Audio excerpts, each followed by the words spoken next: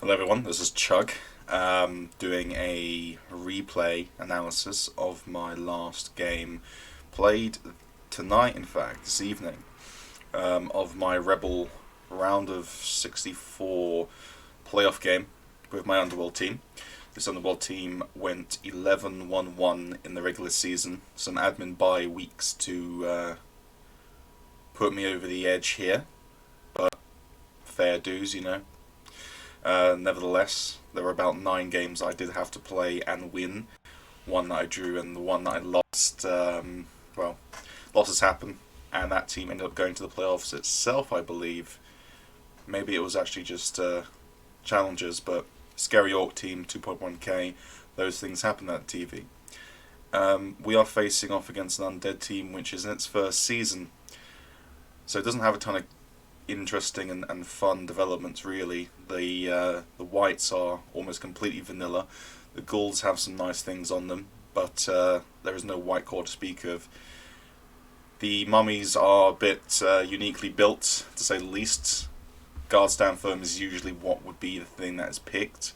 In this game, with Juggernaut being on the table, it's probably better just to give yourself a little chance of mobility on that 2+. So again, it kind of works here. But this team, just to pause for a moment, just so we can talk through this before the actual game commences. This team was about 240, I believe, down in TV compared to my own. I'm about 1870, maybe 1830. And this team is about 1600. So with the inducements, he took a wizard, as you can see up here, as well as 2 babes, and he also has a bribe stadium, so both teams have a bribe. This favours him much more than myself, because his fouling game is a ton better than mine own, as if I bunch up to take almost any foul, especially without dirty player, not only is the foul unlikely to do much, and unlikely to remove even, but it's more likely that he'll get to stand on me and cause me a lot of conniptions, whilst him getting to foul each and every turn, especially with a sneaky get Skellington, and proc stunty Kaz's pretty much whenever he wants, with almost no fear of his players getting sent off. If they get sent off and he doesn't take a lot of damage from the Claw Mighty Blow that I do have, again, it's all fine. Shooting for my goblins is a very good strategy here, broadly, as it's less defense that I can afford to my actual good players I want to keep. So that's all fine.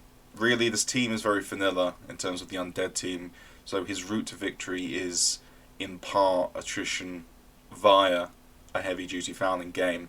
He does have Mighty Blow mummies, but hopefully a lot of the pieces that I care about will be able to be shielded from them, and they're always looking for pals on 3 dice. Not terrible odds, but, you know, something that broadly, 50-50 in terms of the games that I'll play against this sort of team, this will be fine. He does have a mobile Mighty Blow in the Ghoul, who just got knocked down on a 3 die because he hit the 2 both downs on his skull against Wrestle Goblin. Fantastic. He told me during the game that he'd missed that on the LOS, so fortunate for myself, as that could have been a Kaz Goblin pretty much straight away. But yeah, so attrition here really does work for him. Fouling game, he just should lean into it. He had 2 zombie level ups, or a zombie and a skeleton level up before this game. He chose tackle first and a sneaky get skeleton. I would have much preferred dirty player on at least one of those, but they broadly work in some sort of way at least. The tackle zombie can be put between, for example, a mummy on a goblin, and therefore potentially cause Kaz that way through failed dodges, give me issues in terms of my own turn ordering. The sneaky get skeleton can pretty much throw a foul every single turn, and not even have to really worry about being sent off, because if he fails the foul, doesn't even get the armor break, gets a double on that, doesn't matter, sneaky get. If he does manage to get a stun or even a removal from a 1 assist or no assist foul, again, it's all fine for him because he has the bribe and a very good bench. If he causes a death as well on a Skaven piece and I don't have the Apo, that's a chance of getting a zombie back to make his fouling game once again stabilise and be fine.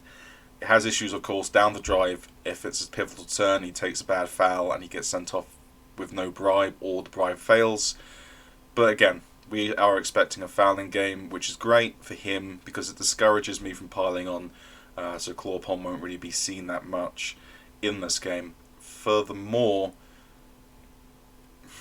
I was thinking initially when I first saw this matchup that getting a very vanilla Undead team was fantastic. It doesn't even have any piling on, but as I thought about it more and more and getting closer to the date that I played this, I realised that his chances of winning were actually pretty damn good. Not only because Underworld is a high variance team that can just fall apart, but the regen and the fouling game levels this match up to a very, very close, it could be a 60-40, it could be a 55-45, to some it could even just be a complete coin flip of a game. But without that, we'll go on.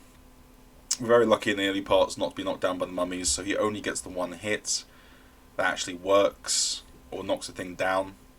So that's fine. Broadly for myself, he will get his foul in on the Wrestle Goblin, which is fine. So if I get, for example, no armor breaks here, this is perfect. And he trades a hit on his block tackle guy for free, unless he double up the base. I think this is potentially a mistake in turn ordering. If that 1 in 9s, then again, we might just win this game almost from there.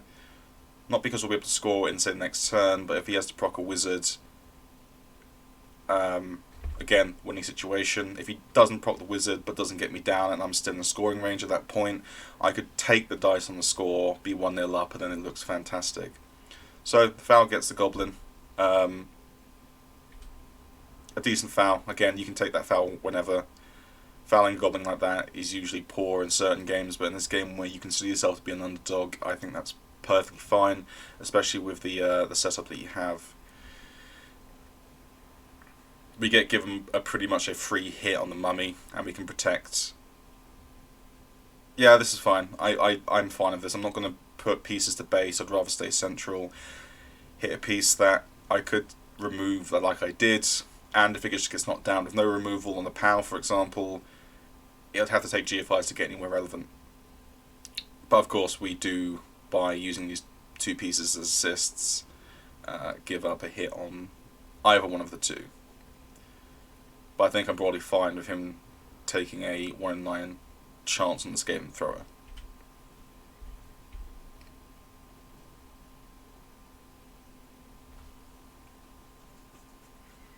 You can't follow that one up either as well. I'm aware that the amount of skills that this Underworld team does have might cause a bit of an issue in terms of viewing. So he's decided to take the side here. I don't like this, unless he manages to double up on the cover in the centre here. He can let his team get split pretty much, so he can't have the luxury of going back around. To one of the pieces he'll have to use is either one, giving up the foul for the next for this turn, or use that to cover his ghoul with Mighty Blow block. This is another way of him ramping up attrition for victory. So if he lets me have, say, a Claw Mighty Blow hit on that, it's not the greatest thing in the world for him.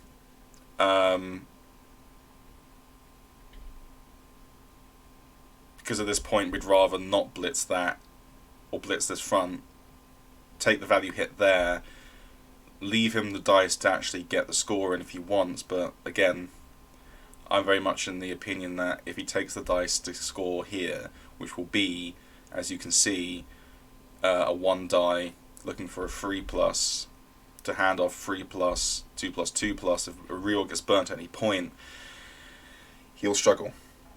So he decides not to give up on the foul, doesn't get him anything, gives us that value hit. This is a mistake. I think I just misclicked, which does end up costing a reroll of that, because if we hit the Juggernaut like we had initially planned to, then that would have just been a push anyway. We've got a spare reroll, so it doesn't matter as much, but it could mean an issue in terms of down the drive, especially if he takes the score and we get a lot of turns back.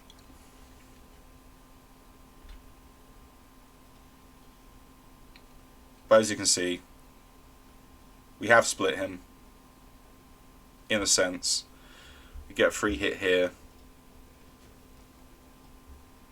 We'll use this as the lineman here as the last action dodge, just to see if we can get some get the screen in. The base there gives me a random Kaz, but although he doesn't actually do anything. But yeah, so he can't really come back through without losing a little bit of space. He can obviously, he can try and keep the stall out and just say target that.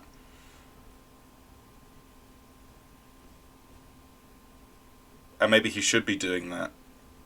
But of course he also has to worry about using pretty much his entire team. That might make this part a little bit stronger in getting a knockdown here.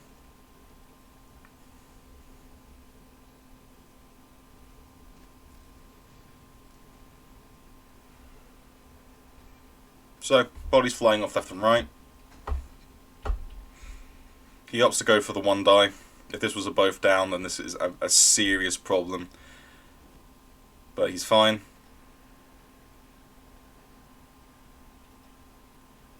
I think this was a bit hasty. I don't think he needed to do this at all. He could have been happy giving me 3 or 4 turns to respond at some later point. Potentially throwing in the wizard or just letting me score either way. And the early score there, unfortunately, doesn't really work out for him after the KO mummy. He manages to roll a 1 on that, while I get both of my KOs back. So we're at 11 versus 11, but he's missing one of his key pivotal pieces. One of the pieces that will potentially stop me in certain areas as a sort of a pillar to play around. So, to me, this looks fantastic right now. My opponent has gone for quite a high variance approach. As you can see, the fouling, even with 1 or 2 assists, can be definitely deadly against stunties. If it goes out early, then it looks even better for myself. But I appreciate that as a dog, you kind of have to throw those in. So again, anything that happens here is broadly fine in terms of me respecting it as a decision. It can go terribly wrong. But here we're kind of laughing. Although he does give us quite a few turns to mess up and potentially get himself a great wizard to cement a 2-0 in the first half. Really, we're going to have to try and use as our primary strategy here, using all of the movement that we have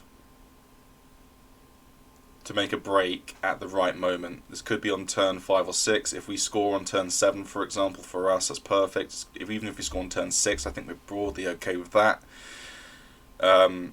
The tense troll is fantastic in this sort of match, in case he goes a little bit too wide and a little bit too broad in terms of his screen attempts. If he attempts to usher us down a side, we can probably almost certainly find a way to jam this into a place where taking a side is much more appealing. Of course, the scary thing about this matchup is, due to the ghouls having that movement 7, they can cover a lot of squares on the pitch just like us, so they can always keep pace to an extent. Although, again, if the whites get trapped and the mummies get trapped, or are in the wrong squares on the pivotal turn, this encourages him to use these as screening pieces, and with no regen and being victims to the mighty blow tackle and all that, you never know what could happen really. It could go terribly wrong for himself in terms of losing those ghouls early on when he still has a wizard in pocket, which devalues the wizard massively.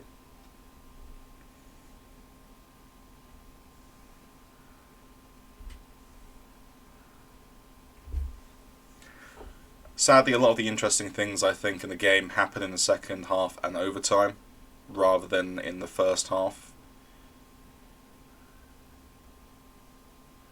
And I really want to make this replay as kind of a what to do when things go a bit badly for Underworld, and also to highlight some Underworld tactics, strategies, and so on and so forth broadly.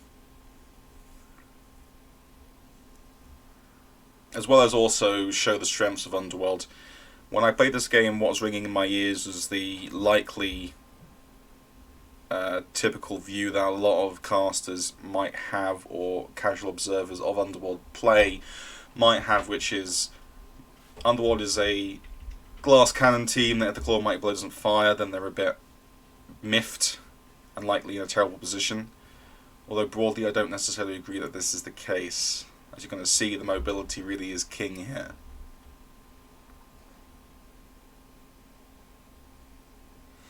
The setup, by the way, for those who wonder why I'm not putting my Mighty Blow on the line, it's very simple and should be broadly apparent to anyone who's who understands just how vital the blitzers broadly are, not only as kill pieces but more so as space creators. Those being trapped on the LOS in the case of a blitz or a perfect defense, it would be a nigh on travesty. It would really hurt us. And in this matchup, where we kind of already are having to play careful due to the fact that Wizard's in the pocket and thus keep some of our most responsive and dangerous pieces in reserve, we are not going to allow that to happen. And there's a very good chance of that happening with the way that the kickoff event dice shakes out. It's the same thing if you were to play on tabletop the Khorne team in CRP or also 2016 rules. You have to set up in a way which isn't just playing for maximum banging, as you might hear as a term.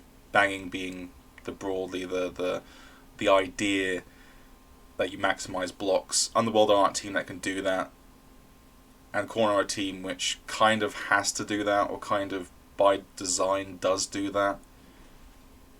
But also, one must acknowledge what the issue is if that happens. Uphill on the troll is fine. If you plan to do nothing and just keep the space locked down, it's fine. The reroll is also probably fine with 3 rerolls for 4 turns. You don't really need it. And he's cost me 3 squares of movement with that. With regen as well, it's unlikely that it's going to hurt you massively, especially with a big bench. If it KOs again, it's fine. And you're looking about, with a reroll, 70-ish% of a chance to get a good result out of that.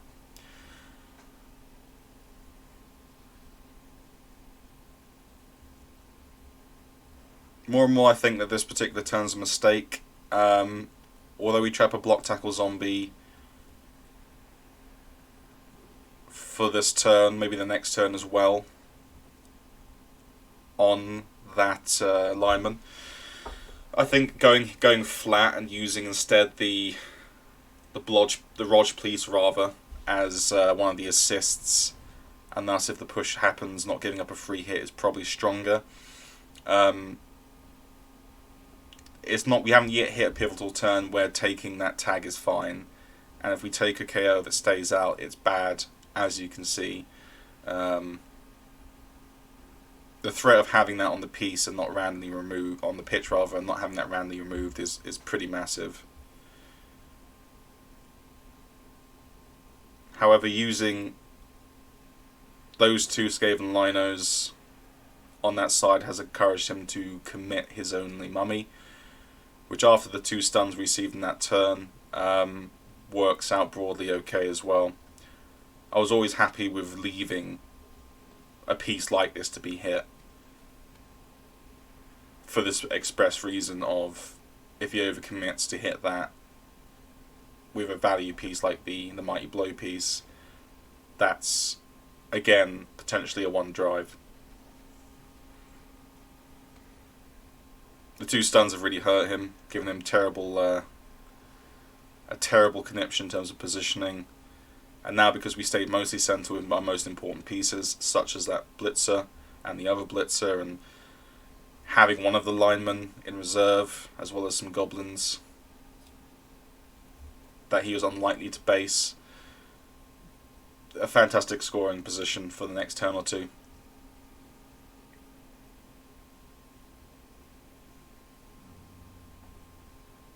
Unfortunate that the troll really stupid there, because as you see, this was what I was talking about when I was speaking about this particular drive at the start of it. If ghoul cover gets very, very thin, this goes and tags at least one or two of the ghouls out, and then over the next turn or two, the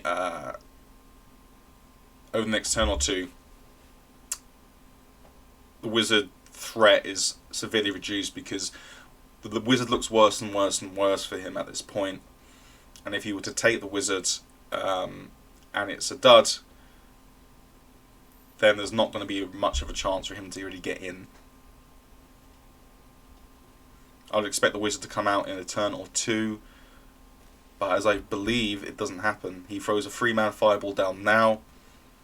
3-man fireball does get the ball carrier and an injury. It's only badly hurt, so that's an instant Apo. Didn't have to think about it at all, and you should not be in a playoff game thinking about that Apo in the slightest. Doesn't matter that I still have my Legend Blitzer to go. That's an Apo. Doesn't matter. That piece is the most important piece in this game. Because if I have, for example, only 3 drives, especially now with the wizard gone, well, one was the defensive, which we managed to get him to score fast. If we score here, fantastic. If we score at some point next drive as well, burning enough turns that it doesn't allow much of a response, then having that piece as almost a sure scorer in any situation is brilliant. The goblin would normally have marked if the troll had not stupided, just kept that marked, because we don't care if he bangs that, or it could have dodged out to put pressure on the ghoul.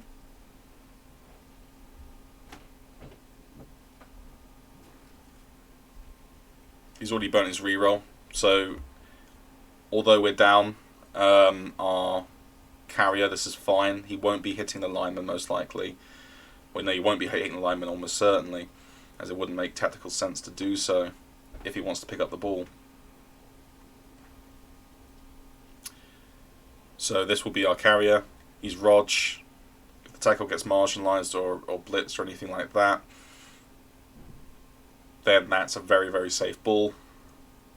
This is very scary now that the reroll's burn. I don't hate it. Again, you're fine taking these if you think that you see them a fantastic opportunity to make this 2-0. You take it broadly, and this is looking pretty good at this point anyway. But after the reroll burn, because of how strong the position was anyway, even with the 3 knockdowns, this should still be very trivial in terms of stopping the, getting the score in.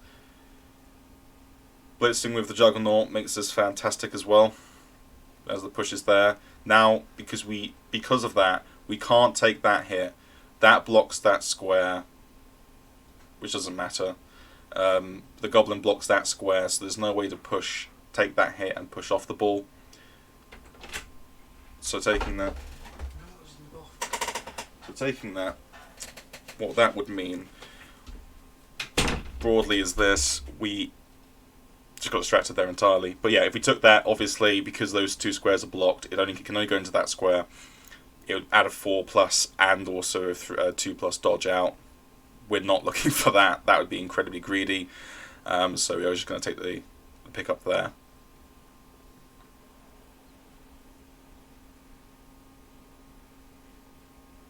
But unfortunately, this is the advantage of what the Fireball has done.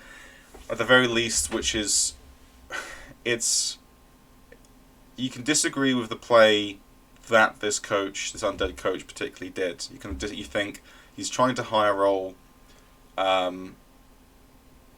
He had to roll dice as well, even after the wizard. That didn't look particularly nice. To get the ball even picked up, he couldn't have even thrown it, so it's not like he could have used that turn to get it to safety. This wasn't if he gets all of this, he wins turn by any means. So you can definitely disagree with the wizard use and think it's not particularly great.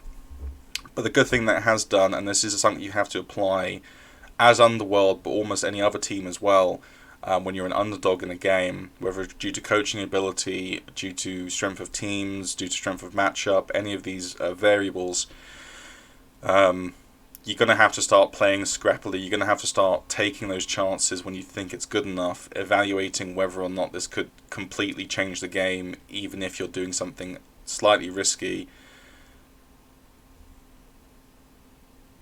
Because you can cause someone a lot of troubles, and if you cause someone a lot of issues and stop them even scoring because of this, and then you almost certainly know you're going to be in a position most likely to be materially much better off than the other team who's just failed this drive.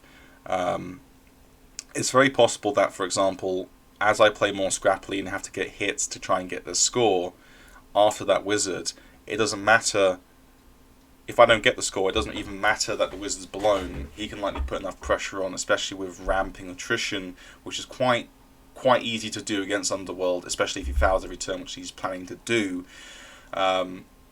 This matchup, which a lot of people were predicting that he would lose off the bat by strength of teams, he can completely turn around on its head. Underworld are a team that have to sort of be able to do that, have to know when playing conservatively would be a bad idea, because otherwise you lose, and Underworld are often in positions where you lose if you play conservatively, needlessly. So I don't hate any of this initially, what he did in terms of seeing the play and going for it. I don't think I would have done it.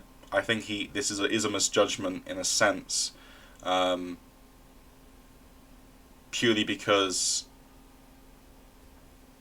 the attrition is looking pretty good for him right now.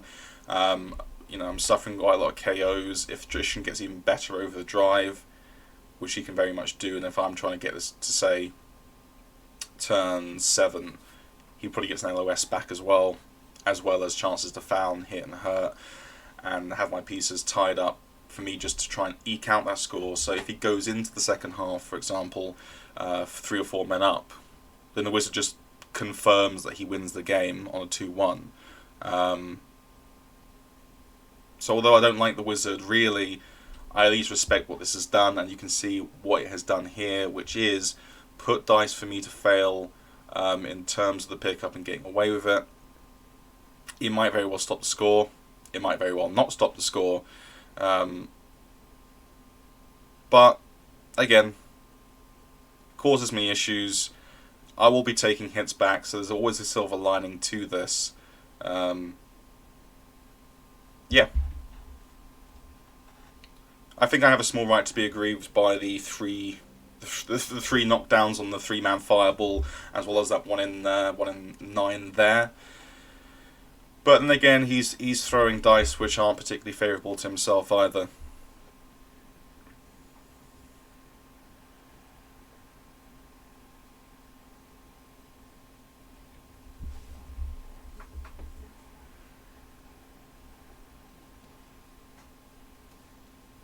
One no assist foul, not proccing the bribe or not even being with DP and removing is very, very annoying. But this is something I did broadly like from my opponent in terms of fouling. If he's going to throw in a foul every single turn, then him throwing those fouls, knowing the bribe isn't there to stop his players getting sent off necessarily, but mainly because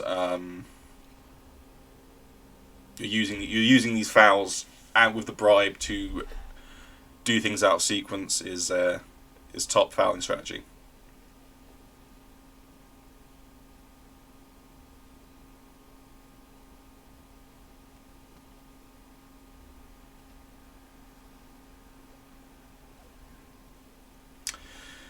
Here I thought was actually an interesting turn. So, he has 1 turn to score. He has a reroll, obviously, but he doesn't really have the pieces that can get this piece off of that ghoul, as he's most likely going to have to use his blitz to either get the ball or cover the ball or get the cover off the ball if the thing doesn't, if the pickup doesn't work here. So rather than use this to reinforce me getting the ball here, and thus not preparing for the bad scatter, I've instead opted to use this piece early on to ensure that his one scoring threat is going to face a tough time of it, and especially if he burns a reroll trying to get the ball for that 2-0. This could still absolutely be fine for me, especially if I manage to still establish 2 or 3 scoring threats.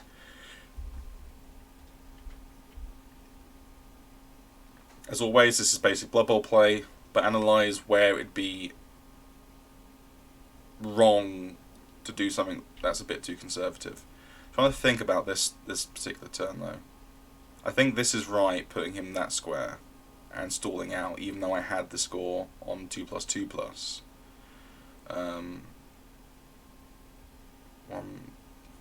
Let's imagine that gets down. So if he downs with the white, 1, 2, 3, 4, 5, 6, 7, 8, 9. 1, 2, 3, 4, 5, 6, 7, 8, 9. So there was the possibility, and I knew this was always the possibility, of getting that onto the sideline. So you'd have to dodge through 2 columns of a column of tackle, pretty much. So, 4+, 3+ to surf. But that's only assuming that this blitzer actually makes his dodge out to here. So this was the safer play, ensuring that he's unlikely to surf me. Although, maybe surfing was the better play. Maybe letting him... You'll see this when he gets like a very, very unlikely, but still very possible hit on the ball. Do I allow the surf, or do I not allow the surf? Do I cover for this, or not cover for this? And I think this is one of the first major mistakes that I do make. I stall out, which is fine, because if I fail a 2+ here, then I can't score anyway. But I think I should have aimed to have gone here anyway, on the sideline, and just tempt him into trying to go for the surf here. Because there's always the opportunity for the scatter to go bad. Say, if he surfs here, a bad scatter would be at least a 1 in 3. Although if that was there, it could be pretty much a 1 in if you low roll the directional scatter this way, which is northeast. Low rolls a scatter on the northeast, and that could also be amazing because that's still in scoring range as well. But I thought, let's just not give him a free surf. That would be silly. Let's hope that we don't want a 9 here rather. Yes, he has a slightly easier chance to hit the ball because he can just 3+, 3+, 2+, but it is through tackle. So we were preparing for that failure state. I thought that was stronger, but I think it's marginal. I'm not so sure right now. I think I make this mistake twice, giving him this in positions where I don't think it necessarily calls for it.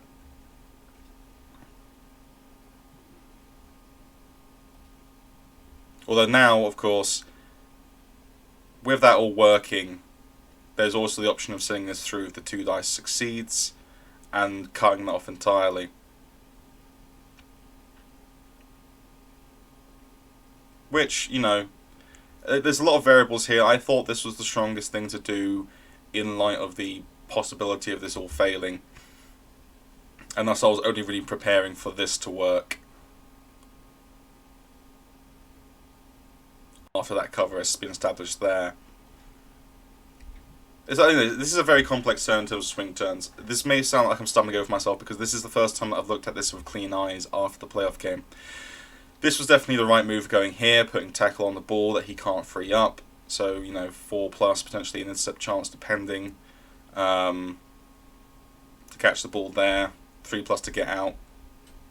So I'm fine covering that, even with the recognition that you could have covered probably with that anyway, with easier chance of getting out and more likely chance of getting out. And then you could have used the Skaven Blitzer to cover that and make this a stronger position all in all. But the 4+ is something that we shouldn't rely on, even though it's a 75%er. It was much more important getting the score stopped, and we still left ourselves the chance of getting, say, a simple push to get that free, screen that pretty much entirely, and say, well, you can take the 5+ through tackle to attack that, but you're unlikely to be able to do much with it, and these two are still established scoring threats. So I think I hedged my bets well enough here to make it worthwhile. As this is the end of the turn, and we have a reroll for the last turn, we try and reroll that. Fortune doesn't work. So it looks pretty good. Obviously, he still has that 3+3+2+2+ to get the ball. So the wizard is looking less and less strong from him. The high variance play not really working out, but again, we keep leaving him the chance to do something. Because he's putting us in very, very awkward positions.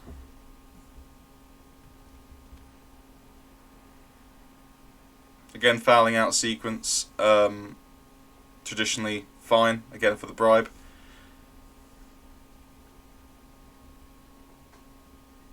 Gets knocked down.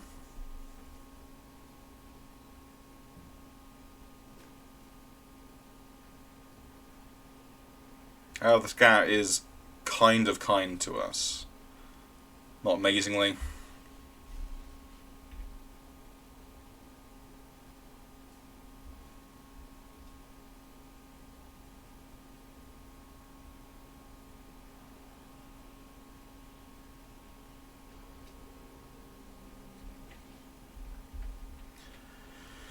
Correct play here is dodge out, blitz off the white.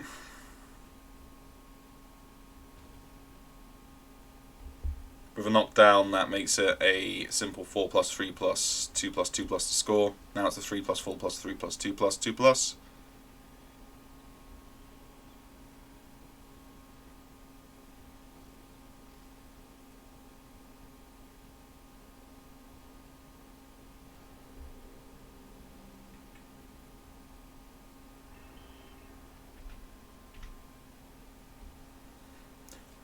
Both his KOs came back. As expected, neither of mine came back, so I'm now down to 3-man bench to start out with 10 men, and we're missing 2 of our Skaven pieces, which is pretty atrociously bad. If he hadn't used the wizard, it was most likely that we score here, but if he kept that attrition up and even worsened it on the 3 LOS, the wizard here would make this drive horrifically bad for us. So again, although I said quite a few nice things about ramping up the variance of the game if you're underdog to make things better for yourself, broadly looking to be the mistake. I think the conservative use here was actually stronger for once, as he has the perfect opportunity just to make my drive impossible. And this drive now kind of shows the importance as well of reroll management in an OT format, and I think this is pretty much where the game was lost for the Undead coach, who up to this point, did a few things that some might very well disagree with. But I liked some of the ideas behind his play.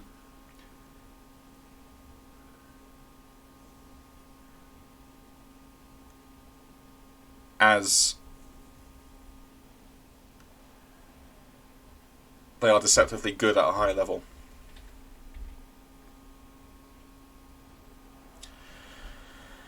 Pitch invasion happens, affects him worse than it affects me. The only really pieces of note, it takes out one of the blitzers, but it's fine, I'll get him back before he gets his pieces back. Go get rid of the bar. This goblin going down doesn't do a ton, because he loses a lot of the initiative by having a lot of his pieces knocked down. But this doesn't do a ton because the plan was always to blitz it free anyway.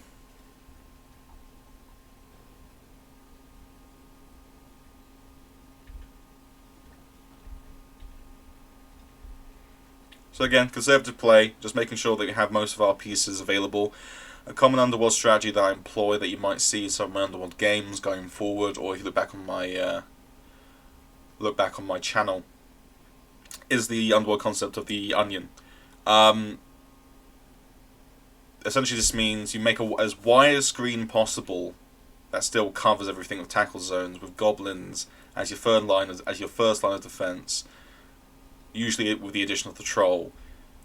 Then your second rank could be spaced out a square or two, will be the pieces of slightly less value. So this could be your throwers or your linemen. And keeping kind of center should be at least a blitzer and your carrier. This allows you maximum responsiveness on any given turn. This allows you to pick a side if you're given it and it becomes critical that you take it, otherwise you won't score. And it also minimises the ability for a opponent just to base your men's, causing you a massive issue with disengaging. This, because of all of his pieces being knocked down, essentially slightly less useful, and of course it's less employable when you go down men to a significant degree. But broadly, this is how I would set up. Your big thing is Underworld, and again, this is going back to people constantly talking about Underworld as a glass cannon team in the same breath as Norse, which is you have to remove pieces before you get removed, otherwise you can't win. Yes, the glass cannon aspect to Underworld is very appealing. Yes, you want removals, it makes your game easier. Yes, you wouldn't play Underworld broadly if you didn't have the amazing storm vermin that kill everything on normals pretty much. That's just the fact of the matter is that is the kind of the selling point of the team. But Underworld aren't a joke team, not just because of that killer blitzer edge, but also keenly in my mind because their mobility actually makes them pretty damn useful as a hybrid team, especially with the two heads access to allow everything from your linemen and throwers to your actual goblins to remain mobile to the extreme. And this is what we're going to have to exploit. The dodge on the goblins to allow us a little bit of protection in certain aspects, but also the ability to get around places. Stunty might be useful as well, but broadly, you're not wanting to chain stunty dodges if you can avoid it. It's just an option. It becomes more appealing if you get two heads, which unfortunately none of my goblins do have. But also the movement 7 that we have on the team, although it is rapidly dwindling due to those KOs on the Skaven lineman and the M&G on the thrower, this will be what you're primarily trying to play around or play with. Staying quite central, allowing your pieces not to be based, is going to be the crux of what we do here. Leaving enough threat open that the opponent has to kind of cover almost everything, but hopefully having enough bodies as well as also movement in our tank, with pieces being hidden and being pretty much free to move without almost any dice. That's going to be what hopefully gets us the score here. It can go all wrong, of course. It can go terribly wrong. Armor 7, stunty, all that sort of stuff means that you're also not taking as many blocks, you're not as strong, you're being out-muscled most of the time, pieces will be removed, so that game can quickly fall apart. Sometimes you're passive and you lose anyway. Sometimes you're aggressive and you get wiped off the pitch. Sometimes you're aggressive and sometimes it works amazingly. It's again, very much a high variance team. But we're trying to stay centre. We're going to try and establish an onion to the best of our abilities. We don't have to be as strict on the onion right now, as there's no wizard. His most responsive pieces are down, as well as his pieces that will most likely base us. So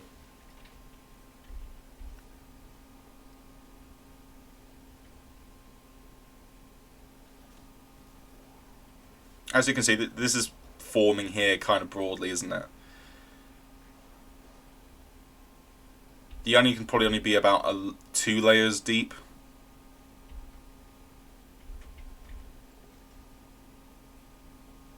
But if he blitzes, for example, Central Goblin, he will not be getting into the goodies of either this blitzer, and the blitz warden cannot be based in this turn unless he puts the ghoul there, which is again a losing move. And the thrower has the most amount of ability to respond.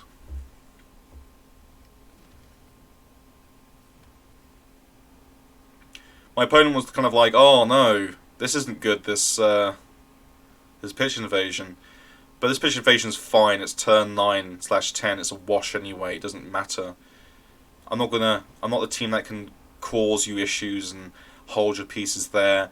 And even a lot of the bash teams don't want to do that because it's easy to split your own team doing that, or get pieces you don't want trapped, and taking attrition in a very silly way doing that.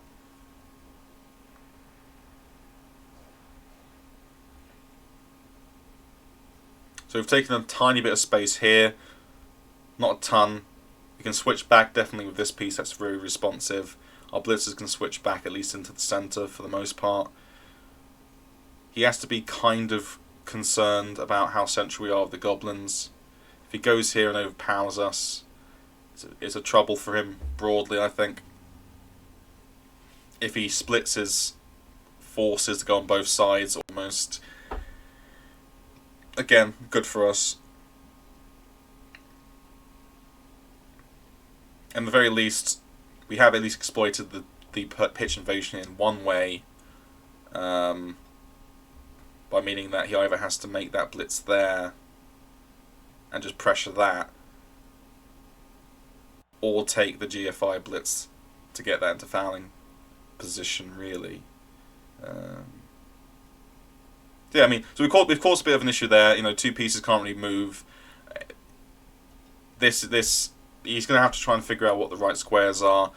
I have left this on, which is a GFI blitz with tackle to hit that, and then you can foul that. But again, if he commits too much, and we're talking, you know, again, trying to keep central mostly, but give him a little bit of leg on certain aspects to see if he gives us space. This is fine. Us giving him this is fine. It's not over-committing. We don't lose this piece pretty much. If he bases it, we could lose it if he attacks it, but to get the resources in to knock that down is broadly okay. If he doesn't choose to foul it and just, you know, stands around it, then most likely it's as simple as us blitzing that tackle guy and making a 3+2+ at some point to get him into a good position centrally again. The GFI blitz, I understand what he's trying to do. He's trying to get the foul in, but that is risky, and now he's down to 2 rerolls in an OT format.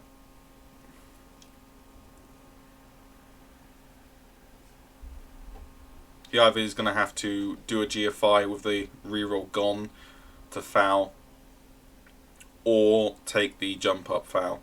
But that jump up piece should be covering. It should be covering this side in case I want to push down it.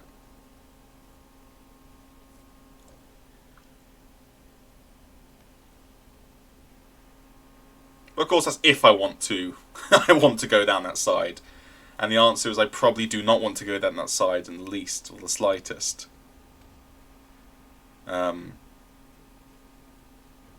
Instead, we're going to, again, hopefully, just keep kind of centre, don't push. The pass goal is causing enough of a conniption positionally.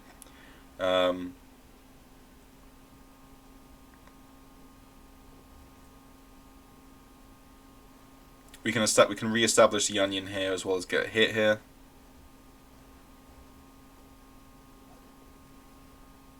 But instead, trying to establish the onion has caused us a massive issue with the 1 in 9 fail.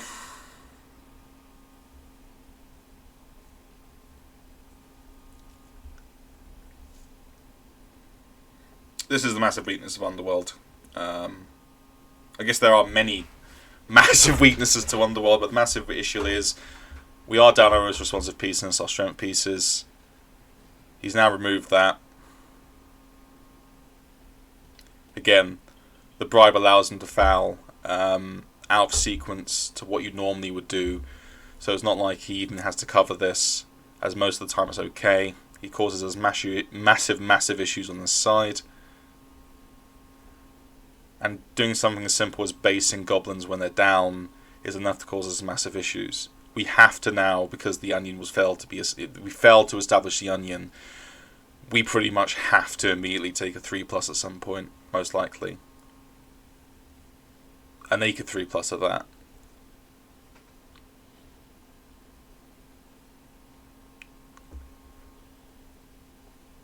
I think this is a mistake, though. The tackle basing that ghoul at Goblin is bad. He needs the tackle free to hit that. And unfortunately, he's let both of his tackle for this drive pretty much be put in the wrong positions. In my opinion, that's either going to have to stay in reserve to stop me from taking that side,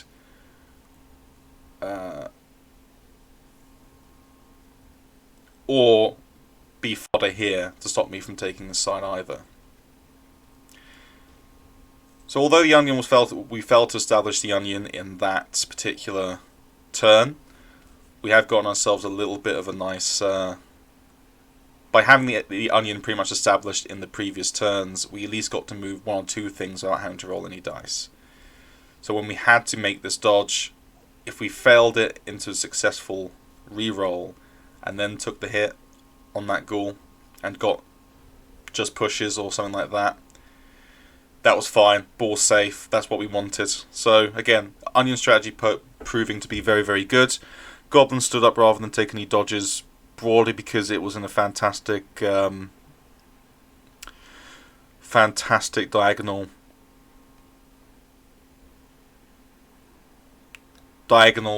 push position. Always look out for these positions if you can.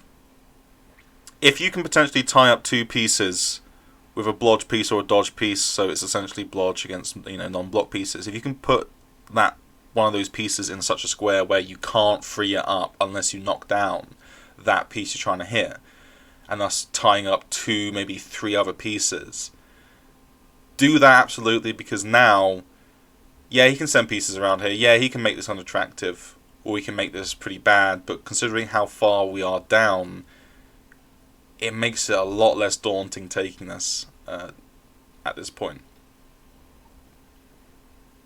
But again, like, this position for us looks pretty horrible. It could even be worse if he had actually just let us score on turn 7 or whatever, which we could very likely have taken due to the threat of the wizard rather than the actual wizard itself. Because even if we're like, well, he's not going to use the wizard here, there's still the threat, so we might have just taken the score while we got it. However,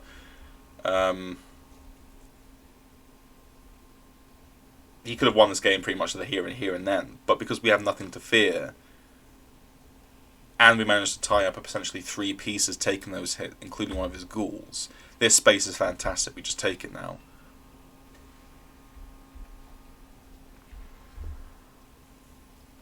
So yeah, be careful about this. A big issue that a lot of people have against Underworld is banging too hard when it's just not appropriate, and completely not respecting the ability for Underworld to switch the pitch on you, to take space really in a really strong, fast, brutal manner, and turning a previously quite unlikely score into a very likely one. There are dice to roll here, so it could go terribly wrong for ourselves, but I think at this stage we absolutely roll the dice that we need to roll. We're up a re-roll anyway for overtime.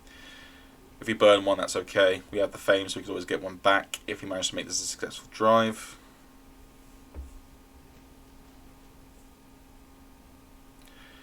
If that had been a successful hit, we most likely would have gone 3+3+ to tag that out. But this is, again, even though we have the space, this looks terrible for us. This isn't great. You simply hit that off, and he has about 6 pieces that he can use to make this score incredibly hard, even, unattractive.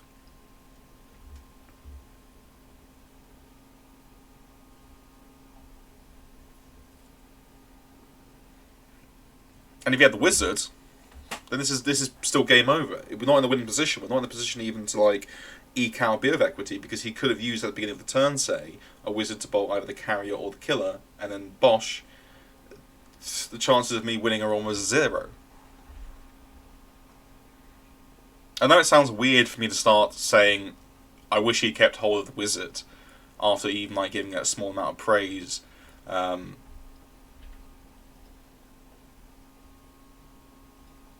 more so, I'm supposing, I guess I'm illustrating that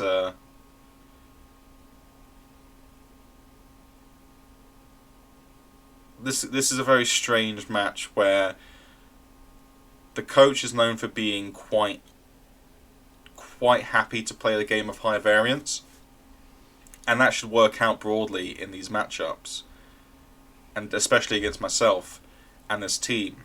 But you need to be able to really switch really quickly like that, almost on a dime, on when it's appropriate and when it's inappropriate. So, the play that we currently have a bunch of plays here, and I think this is one of the key pivotal turns which makes for why this game is so interesting to analyze. Not even from an Underworld tactics perspective, but more so a playoff game perspective, just a regular game of Blood Bowl perspective. Which is, so here are broadly our 2 plays. Or 3 plays, really. 3 plays. There are 3 plays we can play. Number 1, we take the score that we have now. We can probably 1-die this, hoping for a push, and at least give ourselves a 4+2+ to score with 2 GFIs. This is weak. The failure state of this is horrendously bad. There is no reason to do this. We are not going to do this. We could also, I guess, dodge our blitzer to do that, but if we do so, we've wasted movement on the blitzer to try and get this play. If we pop the reroll, then we can't really go halfway house. We can't do anything else that was a play open to us anymore. And then even if we gain that down, we still have to make a 3+, 3+, 3+, 2+, and then double GFI. Even with the dodge and 2 heads in that, it's not appealing. Again, failure state, if we fail that, even with decent dice, is bad. We want to still drag this out for a little bit longer just to make sure he can't score and turn this into a simple 2-1 grind. So our second option, which is what I was initially thinking about, is this. You take the blitz here. 1 in 9, obviously, to lose the game. But you kind of, we're reduced to 1 in 9s pretty much. Almost reduced to taking the 1 in 9s at some point. Take the hit here. And bring this around with 2 dodges on 2 pluses. Take double GFI most likely to pass to this goblin here. Could be the double GFI. Could be the double GFI. Or just, it's either the 4+ with no GFIs with intercept chance, or 2 GFIs to do a 4+ with no intercept chance. Or, of course, 2 GFIs to take a 3+ with intercept chance. So, a bunch of ways we could do this. Very marginal calculations. I would encourage everyone to come up with what they think is best if they were to do that play. But I initially saw this play as potentially the winning play. Knock that down, or even just push. Base. Get all those dice to try and hand off to that. Put that out of position for even this ghoul. The tackle ghoul, which is misplaced, in my opinion. Yeah, I understand that it makes it impossible for me to blitz through there. But you could probably put that there anyway. You could probably put that ghoul there, the tackle ghoul there, and hit every square on the pitch. And still have a lot of things that I have to dodge through. If I take it, it's good for you. So you're happy showing that leg a little bit. And me getting the blitz through here is very, very unlikely anyway. So that being probably at that square, just northwest, is just as strong, if not stronger, in my opinion. But if you get the ball to him, you take the run up to here. Could do double GFIs as well if you haven't popped, but you go there so you can't be hit by anything except 1, 2, 3, 4, 5, 6, 7. Can't hit. That can hit, but then you take the GFI to tag that out. So if we're looking at dice, 2+ with reroll, 2+ with reroll. You can take the 4+ there with reroll and intercept chance, or take the 2+, 2+ with no reroll, apart from the team reroll, to 4+ with no intercept chance, or again 3+ with reroll. 3+ catch, but you also have to proc Amnesty, so that's 2+, 3+ with only the team reroll, and then a 1, and at the very least a 2+ with no reroll to tag that out. So a lot of dice, but it is pretty winning because all you can do is double GFI to tag. If you burn a reroll there, fantastic. Although with double GFIs, this can make it so I have to make a 3+3+ at the very least to get out through tackle. So as I thought about this for about 20-30 seconds, maybe a minute, although it is pretty winning if it all works out, because he won't be getting hit on the ball, most likely. The failure state is slightly better than the previous one in terms of taking the score of the thrower, but it's still just as bad. And I was thinking, do I just throw away the pretense of playing as conservatively, or trying to hold on to be as conservative as possible? Or do I just roll the dice now that I think I need it? I think it would have been a tactical misjudgment to roll that dice, so instead I did something else. I still was second guessing it even as the turn developed, and even now I don't know if against against most other teams or coaches this would have worked. But I think in this matchup, this particular Undead coach made 1 or 2 positional mistakes in terms of where he put his ghouls, which barely allowed me to cause him too many issues to think about in terms of what he should mark. I use this instead as hold on, I'll show you what happens. So I take down both of those options, instead I play the passive option of getting this back to safety, getting this into the middle. I still have 2 turns after this to get myself free. I take the GFI there so I can form a screen again. This would have been a reroll if it failed, but the screen is now all fine and Gucci. Use this as the establishment of a fake scoring threat, although it can obviously turn real, so he has to think about that. And he can only dedicate about maybe 2 pieces to that, realistically. But if he dedicates his tackle ghoul to that, for example, a win, because it just opens up the side again potentially, or the middle, or something. I don't have a lot of options, I'm really grasping at straws here. But again, this could always cause an issue in terms of positional mistakes.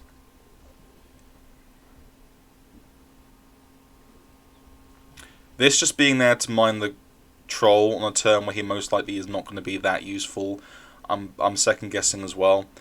But there is a small upside to this, which is he has to dedicate men to that, because there's always the option therefore for the teammate throw, I suppose.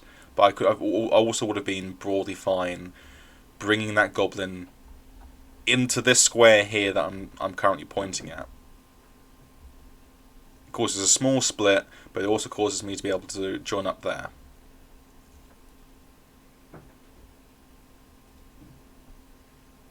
And prevents this skeleton from marking that, so he only gets 1. And potentially encourages him to use his ghoul tackle more actively to try and stop that, as that becomes more and more the play that seems obvious.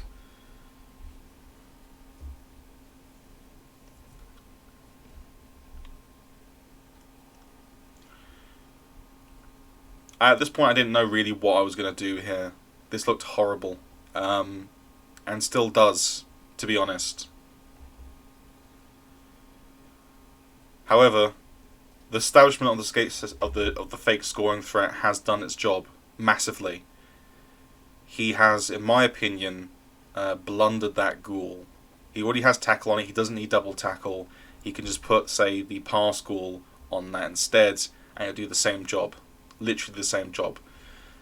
He needs this as a safety, and I'm very fortunate that he gave me the smallest of outs.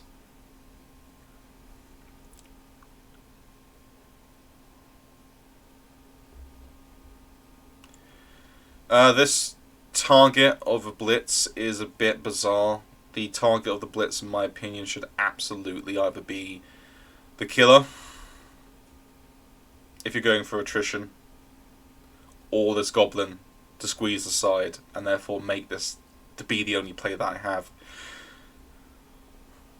The reroll burn is very bad as well.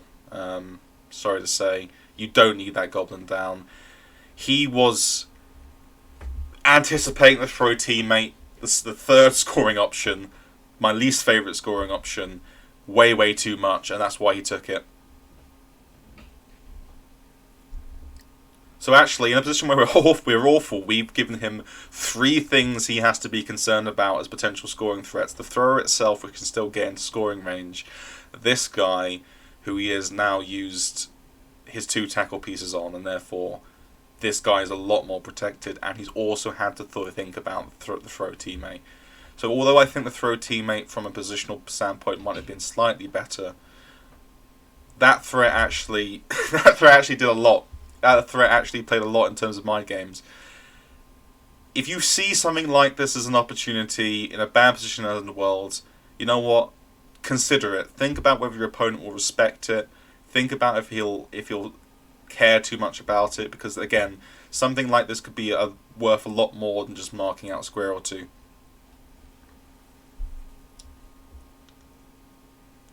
And this goal going there is I don't like it. Sorry, I don't like it. It should be marking this. Goblin needs to be marked. So what he said gives me is a simple 2+ blitz out. On a POW, I get to mark out the white, most likely. Yep, get to mark out the white.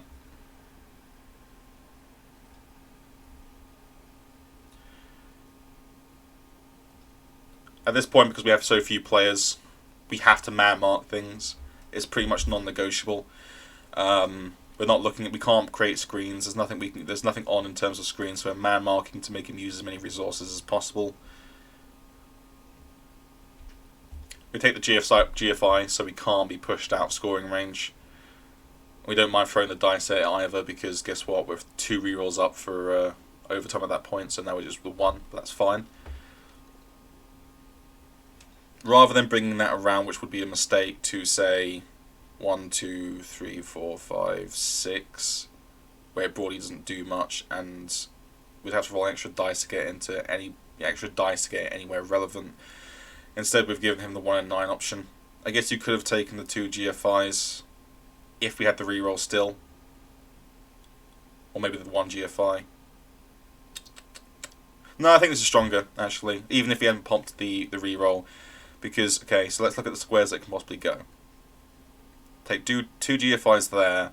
Well, what if he rolls the POW there with this goblin, with this thing? You still get at least 1 die on the carrier. In fact, you get 2 die because that can move there. So this square is not good. That square. Or that square would be pretty good as well. But 1, 2, 3. 1, 2, 3, 4, 5, 6, 7, 8. So yeah, that square or that square could be fine.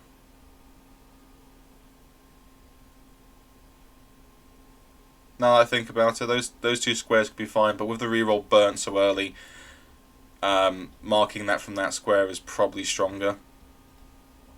As, again, 1 in 9 option, it could be a reroll burn. He can't get that free. This is the thing that's blitzing, because that piece is blundered over there. Again, out of hitting range. So, rather than have no pressure because I failed a GFI somewhere, just take the 3+, get the 3+, go on to there. That's the only dice that I want to roll for the next turn.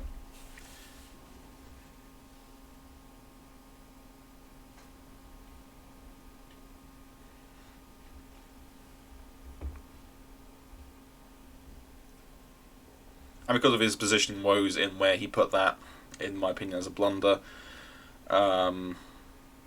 he has to even start out with GFIs, which is not great. If he burnt his reroll there, then he definitely can't be taking that hit almost.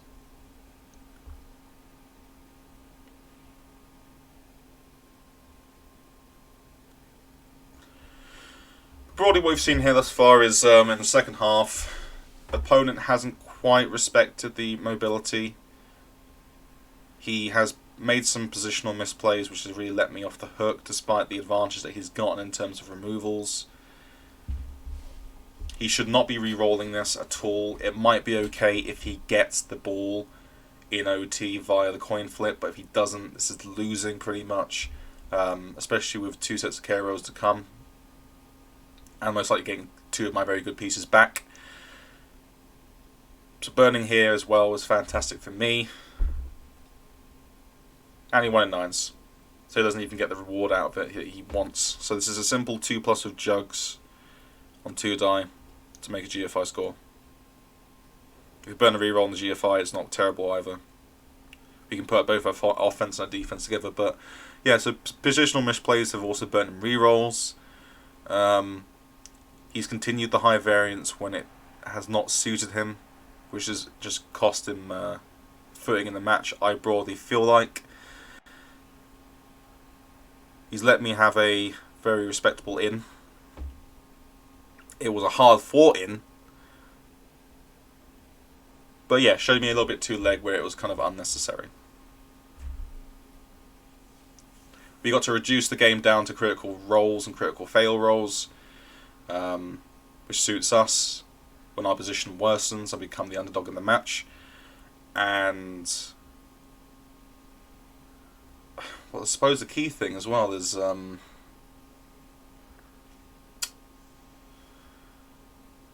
key thing is also the fact that we managed to correctly assess when taking the dice to score or put ourselves into pretty much what we thought of a winning position was actually a misdirection, and when we ourselves should have played conservatively. I looked at that score on turn 13-14, or at least that position to score on turn 13-14 for long, and I am very much glad that I simply turned it down for what was essentially just a 2+, 2+, 3+ to get my balls safe, and leave ourselves in the position where we actually could do enough with the very few pieces that we have to potentially force them into a positional blunder. Now, a lot of coaches will not have made this blunder and we would have still been losing. I suppose if this was against a world number 1 ranked coach, for example, we would have taken the score that we thought was winning. But big lesson for everyone to learn. Assess when plays like that are likely to just lose you the game, and when they are necessary. It's a very fine margin, and it's something that comes with game sense.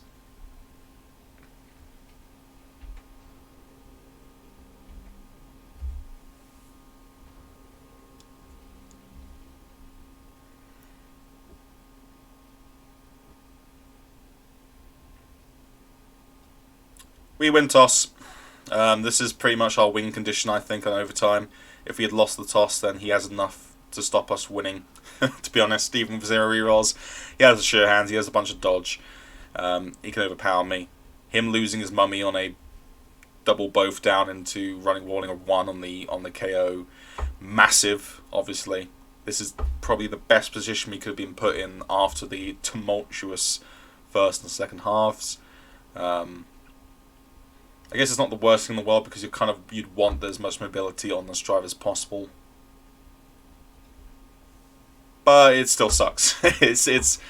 He can't base my men's as easily. He can't tie up, say, 2 pieces with 1 piece. I won't have any recourse if with the way that he can position his pillars, which are the mummies. It would still be very useful in this matchup, but it's not the end of the world for him, all the same.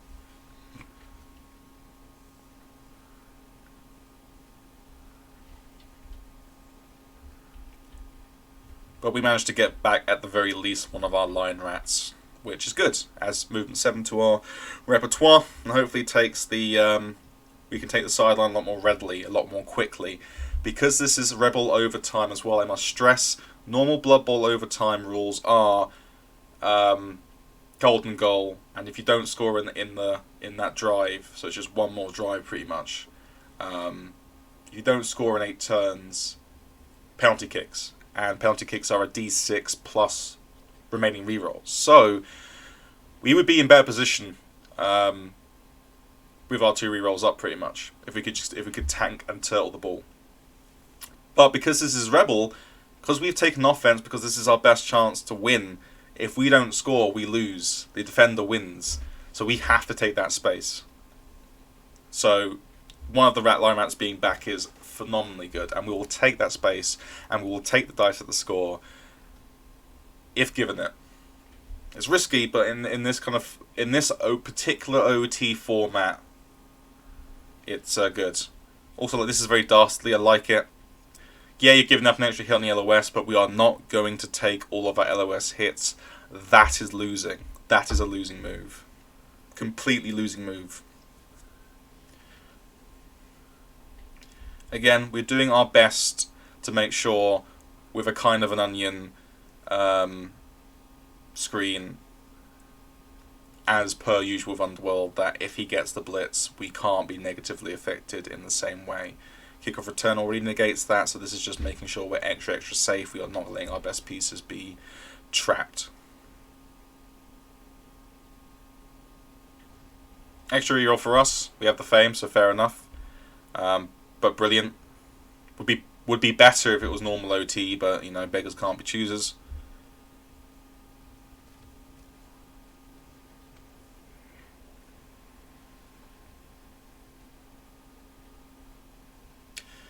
We aren't going to push down the side immediately because we know, as we only have the 1 thrower, we are not going to be most likely in a position to take that space immediately. There is no quick score play. There is no fancy whatever like that. There's no elf 2-turner available to us. We are going to hold out for just a little bit, just a tiny, teeny little bit, to see if we can get better space elsewhere. But we are threatening the space again. The purpose of this goblin at this point is he going to back up to give us some space? Is he going to pile things into there? What is he going to do? It's asking a question.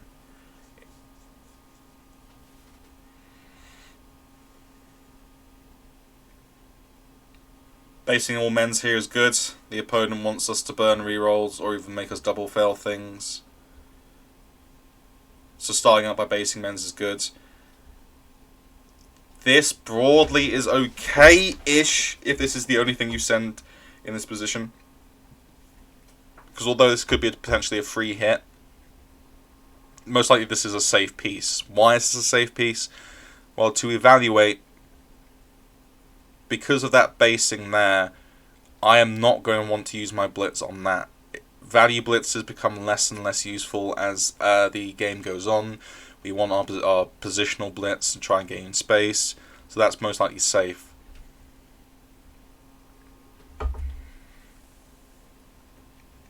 Mummy moving to stop the troll getting anywhere annoying is very good, but this is a blunder.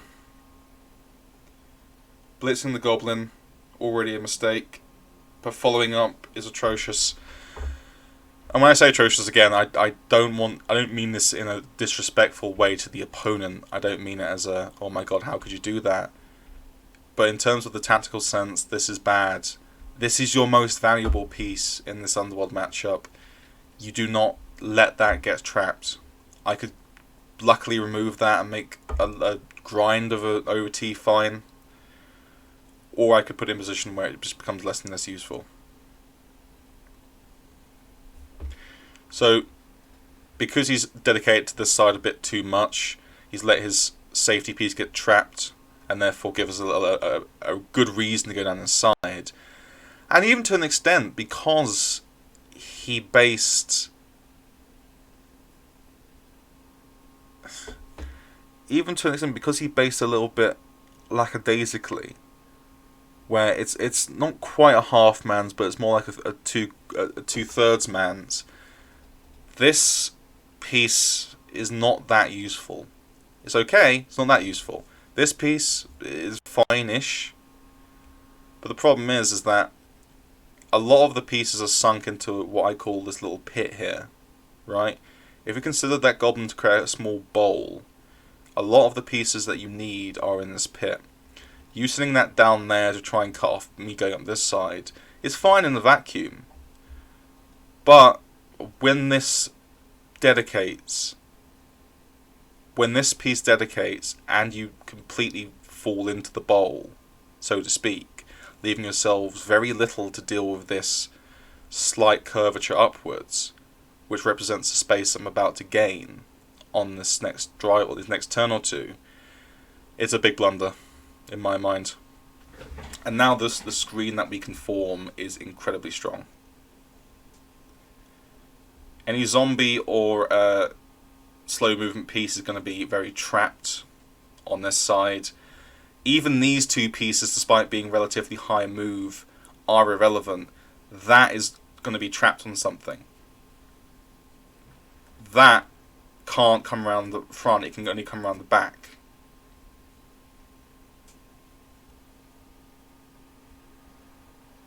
With a non-knockdown there, and we might have taken the wrestle, to be honest, that goblin could have come here and tagged something out and just reinforced this.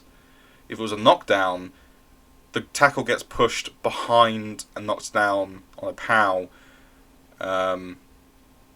behind this troll, and again, horrible position. It won't do anything in the 2 pivotal turn that it needs, and again you get out the space here.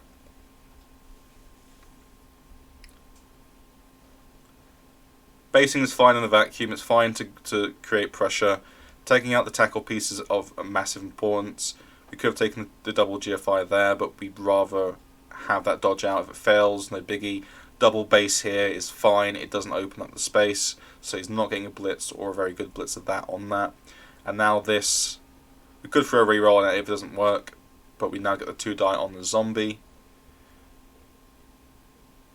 We reroll because we have 3 rerolls, why not? We only expect this to last 2 or more turns, hopefully.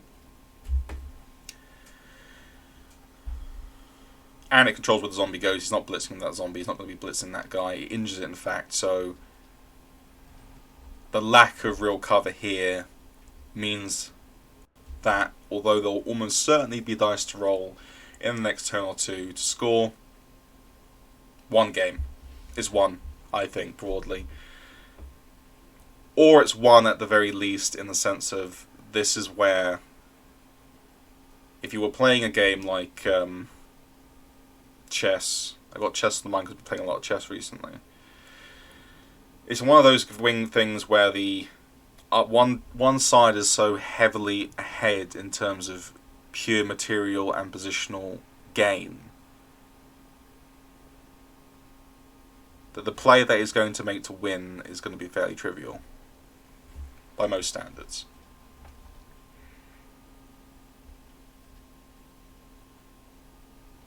But the thing is that ghoul, by being down there, even though it still managed to get all of its movement, he knocked down my troll, so he didn't have to even make a dodge. Because of the 2 or 3 squares that it shaved off, by being in the wrong position, and having no rerolls from the reroll burn on things that I think were broadly questionable, he did not get to take GFIs to stop me from taking the space. There's no squeeze.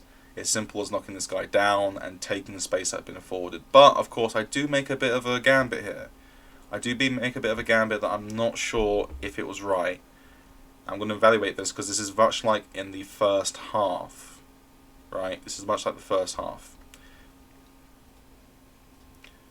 So, through the position of this ghoul, if I were to go there, which puts me on a, what would we call it, a slightly flimsy square, but much safer because the worst he can do is knock me down and scatter the ball on a 1 and 3, or no, sorry, 3 and 8 I mean. It's a flimsy square, almost certainly. But instead, what I decided to do is put him there. Why is that? Because where this is positioned and where the space has been afforded to us because he couldn't create a squeeze on us, he can't go 1, 3 plus 3, 3 plus 5, 6, 7, 8, 9 and get me for 1 dice with tackle. He can't do that. He can't hit with his tackle piece with a 1 die and using most of his built-in rerolls. With this piece still to move, and it's a 1 and 9 away from moving, as well, I can get this to cover as well. What I've left on, though, is the possibility that if this fails, yeah, he can't get hit using his tackle piece, right? He can't throw those dice and get the 1 die. But what he can do is use the weak squares here to dodge, using his dodge anyway, to 4 plus 3 plus 1 die surf. Especially if he uses, for example, one of his ghouls or his white to tag that out. So I've given him the surf option. And he has the built-in rerolls. This failing here makes this a lot less attractive now. And now that I look at it in new eyes and different eyes, I could have put that on the flimsy square and still gone, if the dodge succeeded, 1, 2, 3, 4, 5, 6, and most likely 7. And pretty much still cut off the chance of him hitting that. So instead, I've given him the chance to use his built-in reroll to surf, most likely on better odds than if I just put him on the flimsy square.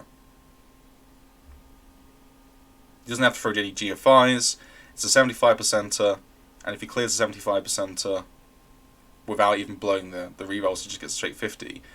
He's a 1 in 9 success, essentially, so an 8 in 9 away from just surfing my player on a 3 plus. This was risky, much less risky than if you just done the 3 plus, if I left the 3 plus 3 plus 2 plus 2 plus.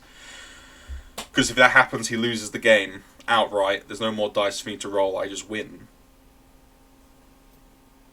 But this is when he had to roll it. This was the exact right move, and I don't think I should have left that on. I should have just left him the 2 naked GFIs to hit the ball. This was a mistake, and this was worthy, I think, of losing the entire game because of it. However, and this is, I think, a misapplication. So I do the right thing of marking this out. So he would have to have used a ghoul to tag that out.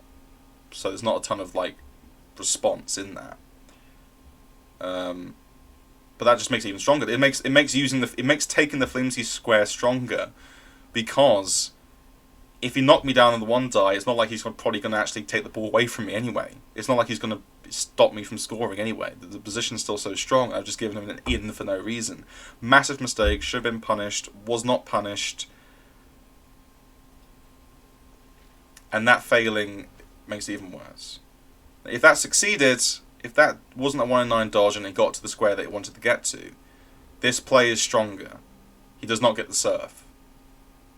He does not get the hit. And any dice that he rolls to try and get the hit is much worse. But I think I relied too much on that 1 in 9 working. However, my opponent makes a misjudgment, I think, in his calculations. As you saw from the entirety of the match, I've been preaching in parts about the importance of assessing when the match profile makes you have to be high variance because you're the underdog. I think that he was assessing himself correctly in the first half. He gained a massive advantage because of it. It kind of got willed away. He got back into a position where he was the strong dog, and then he did not take the variance play that he should have. 4 plus 3 plus was the right play. I think this was a mistake.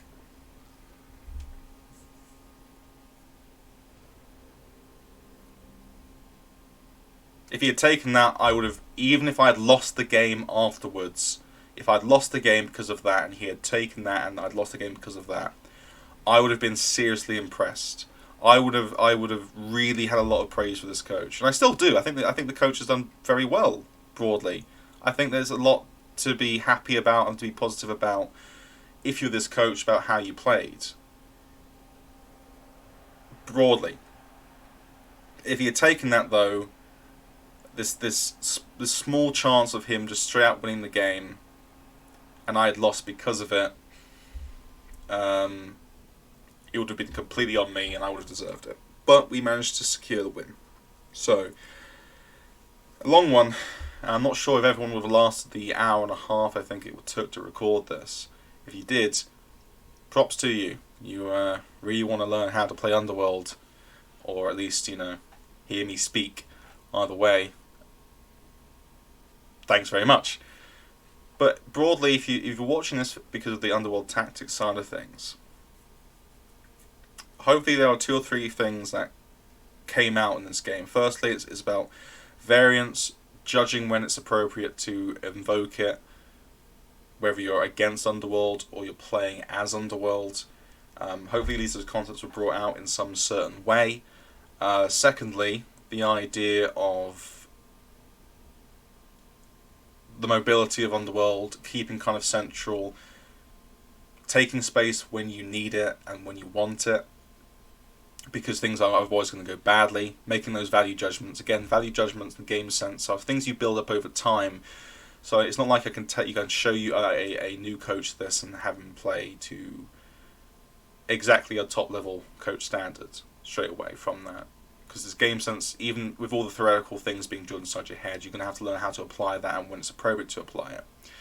And the third thing, I suppose, broadly as well, is 1 or 2 little niches of Underworld tactics that I think broadly work. You saw, in terms of keeping central and all that, the onion kind of screen setup, the making sure that your pieces aren't being constantly based and engaged, minimizing the amount of things you need to disengage each and every turn is a massive crux of Underworld play. And from what you saw there, broadly all these combined into leaving ourselves with just enough each time that we had the chance to either score, or leaving ourselves enough chance to get away from bad situations by combining the mobility, the initial setups which allowed us to, of course, use that mobility in an effective way and put ourselves in good positions down the line. And then thirdly, of course, exploit any positional mistake that the opponent didn't make, turning very low odds of a touchdown into pretty damn good ones in the end. So hopefully this hour and a half long video was enlightening in some way, especially as an Underworld coach or someone who's looking to play against Underworld teams that are coached to a decent standard in the future. Not to be presumptuous or to be big-headed, but I would hope that this is broadly pretty good Underworld play. If not, give me abuse in the comments. I don't mind. But hopefully you extracted some sort of value out of this. It was interesting, at least for me, to go over this game again and to see quite a few things that were wrong, to pick at things and see how good I felt about the game, whether or not that was justified afterwards. But broadly, also shout out to the Underworld Discord. If you're in the Reddit Discord, you can find all of the links to the Underworld Discord anyway in that particular that REBBL Discord via the information tab, I believe it is. But otherwise, I will also be posting hopefully a link to the Underworld Discord, a join link for anyone interested. Join along. There's a lot of people there who have a lot of advice to give, people who've played Underworld for a lot, great coaches, playoff coaches, that kind of thing. So, yeah, give us a join, as I feel like, although Underworld in Blood Bowl 2 and in CRP and how they were are going the way of the Dodo of 2020, which has now been officially released, and with Underworld having a lot more toys, the meta and skills completely changing, things do definitely change.